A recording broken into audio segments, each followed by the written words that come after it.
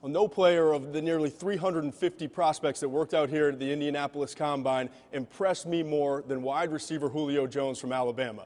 He didn't know it at the time, but he was dealing with a fractured bone in his foot. He still came out at 6'3", 220 pounds, and ran a 4.39 in the 40-yard dash. Also had 11.3 broad jump, which is as good as we've seen from the position dating back to 2008 with Jerome Simpson, the Bengals wide receiver.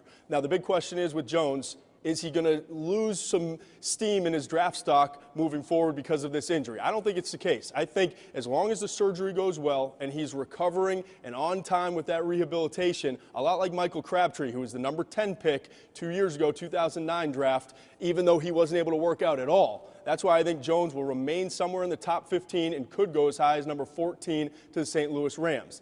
Now, speaking of injuries, Daquan Bowers, the defensive end from Clemson, number 1 player on my board right now, he has a knee injury. We thought it was a minor knee injury that just was going to need a little bit of time to work through, but all of a sudden there seems to be a little bit more concern about that injury, and they're going to retest it on April 8th. Between now and then, he's hoping to be back to close enough to 100% to be able to run for NFL teams. If not, then it really is going to come down to that test and the medical and all the doctors, whether they pass him or fail him. Remember, number 1 prospect could go to Carolina if he checks out healthy, but if not, that opens up the door. And I think one player who really proved to be a premier prospect here this week was Marcel Darius, the defensive tackle from Alabama.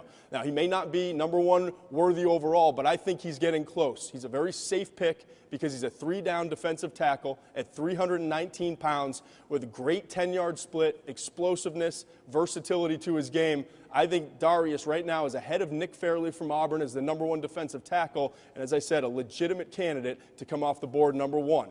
Now, we had all these great times and results in the jumps and all the different things we went through here at the Combine, but there was one player that really stood out to me as I watched him in drills, and more importantly, as I watch him on tape. I think he fits that mold of the GMC never say never attitude player, and that's Jacquizz Rodgers, the Oregon State running back. He's undersized. He's checked in at 5'5" and change. He's about 193 pounds, and he's not going to run, great 40 times throughout this whole process. He ran in the 4.5s and doesn't have the vertical jump that a lot of these other backs show with their explosiveness. But here's the bottom line.